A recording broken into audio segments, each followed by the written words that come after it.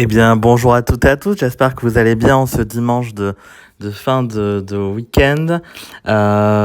Pour revenir sur le précédent tournoi, je vais pas revenir en détail sur l'équipe que j'avais alignée, mais ça s'est plutôt bien passé parce que j'ai pu assurer un top 1% et avoir un butin plutôt correct avec des éthers, même si c'était pas les 4 ou 5 étoiles. Bon, c'est toujours ça de prix.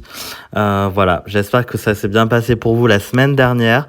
J'avais aussi eu, par contre, sur les jetons, c'est plutôt pas mal. J'avais eu 2 jetons héros épiques, un troupe et 50 emblèmes voyous sur l'autre compte aussi, hein. Donc je joue sur 2 comptes et j'ai eu top 1% sur les 2 comptes. Voilà.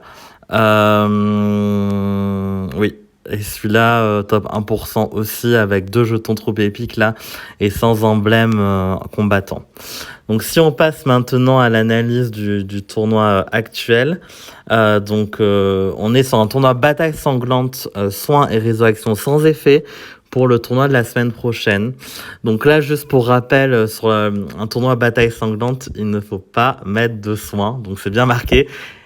Et de héros qui ressuscitent, ça n'a pas d'effet. Donc bon, hein. Quand on dit cela, qu'est-ce qu'on va avoir? Je suis sûr qu'on va avoir des soigneurs et Gramps, le héros saison 4 qui va ressusciter dans certaines défenses. Mais bon, ne soyez pas comme cela enfin bon, c'est un conseil, hein. Ça ne va pas vous aider à garantir une note de défense B voire A. Ce serait vraiment dommage. Donc là, on est sur un tournoi bataille sanglante sans vert. Du coup, on peut se dire que s'il n'y a pas de vert, le bleu va être une bonne possibilité en tank, mais pas que. Voilà. Sur les tanks bleus, il y a Gunnar qui pour moi un choix relativement évident, hein. Même si on n'est pas sur un tournoi druide, s'il est lent, il a des statistiques suffisamment défensives pour bien tenir et pouvoir déclencher. La question c'est est-ce que on met plutôt un Gunnar normal ou costumé? Là, ça dépend. Ça dépend parce que ça va dépendre de ce que vous mettez à côté. Si vous mettez beaucoup de dégâts et que vous avez la possibilité d'aligner des héros qui tapent tout le monde, Gunnar costumé va être très très redoutable parce que s'il déclenche et qu'après vous avez des cesses qui tapent tout le monde sur l'ennemi, ça va vraiment être intéressant.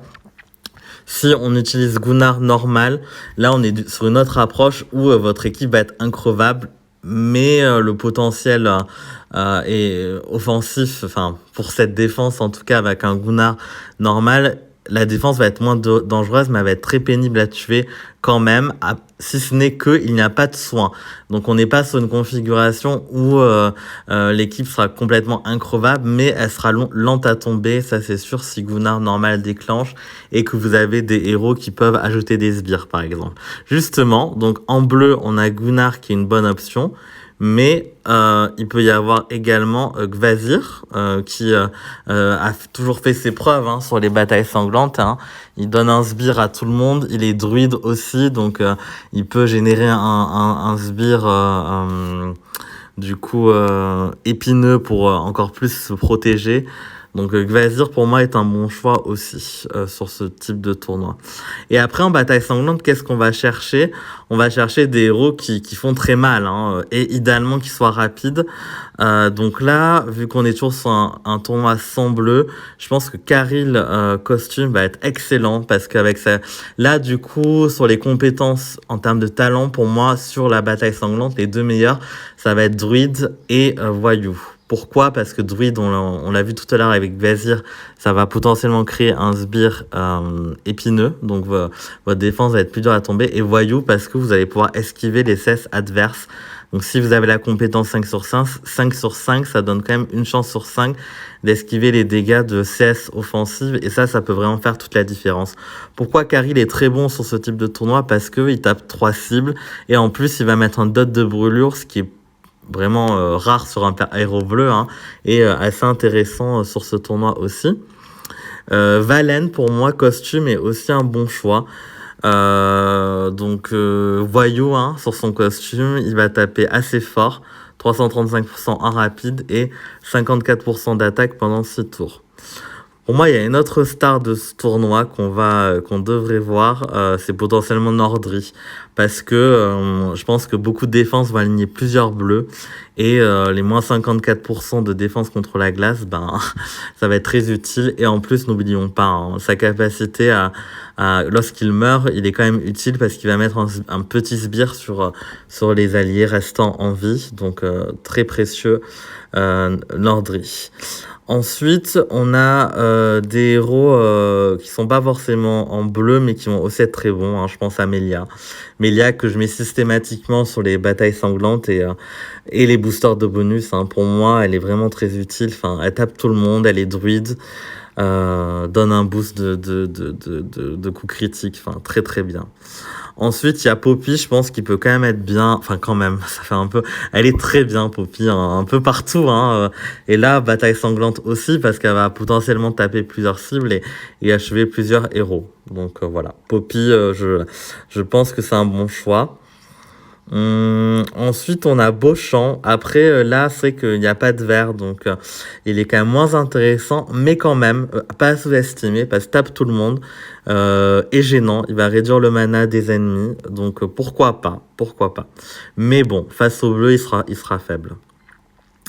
Ensuite, bon, je vais sûrement pas énumérer toutes les possibilités, donc n'hésitez pas à compléter en commentaire hein, si j'ai sûrement oublié des héros. Il y en a un là auquel je pense, mais je me demande, mince, je l'ai même pas monté. Je pense qu'en fait, je l'utilise tellement rarement que... Mais lui, voilà, aussi, pour moi, il est vraiment à positionner sur ce tournoi-là, Poussin Junior. À voir si je me motive pour le monter rapidement avant le tournoi, pourquoi pas. Pourquoi? Parce qu'il tape tout le monde. Après, il y a un petit effet négatif avec moins 34% d'attaque, mais est-ce grave si tous les ennemis sont morts? Non. Donc voilà, Poussin Junior en combinaison avec Gunnar, je pense qu'il va être redoutable. Gâteau reste un choix envisageable, hein, il tape plutôt fort, pourquoi pas aussi. En bleu, Vodnik, bon, pourquoi pas, il est rapide, il peut faire mal, mais entre Vodnik et Gâteau, Gâteau donne des dégâts plus sûrs. Pourquoi pas mettre de Nordri aussi, c'est une possibilité pour profiter encore plus du bonus de debuff élémentaire. Écoutez, du coup, je pense que moi, je vais partir sur un Gunnar costume en tank. Je vais laisser Gvazir. Je vais mettre une Melia sur le côté. Je vais mettre un Karil et Valen. Ça me semble pas mal, là. C'est vrai qu'il y a deux jaunes, vous allez me dire. Donc, est-ce que l'ennemi peut partir en full violet? Oui, ce sera un bon choix de sa part, mais ça sera pas évident non plus. Parce que des snipers violets, bon, il y a Bjorn, c'est vrai. Donc là, du coup, ce que je me dis, c'est peut-être que je ne vais pas laisser deux jeunes. J'ai quand même bien envie de laisser Gvazir hein, pour l'aspect survivabilité. Donc là, je vais peut-être mettre Bjorn, du coup. Pourquoi pas. Bon, après, ça m'arrive souvent de changer d'avis au dernier moment, mais là, ça me semble quelque chose de plutôt pas mal. Donc voilà. Écoutez, je vous souhaite une très belle fin de journée pour que le week-end se finisse bien pour vous. N'hésitez pas à commenter, j'ai sûrement oublié des possibilités. Je serais ravi de voir comment vous avez aligné vos défenses. Et bon courage parce que les tournois raids sont encore plus importants, je trouve, avec l'apparition des loots sur la partie... matériaux de dépassement de limite. Donc les tournois sont encore plus intéressants. Ce serait vraiment dommage de passer à côté de ces matériaux qui vont être relativement rares, je pense. Voilà. Je vous souhaite une belle fin de journée et à bientôt pour de nouvelles vidéos. Merci.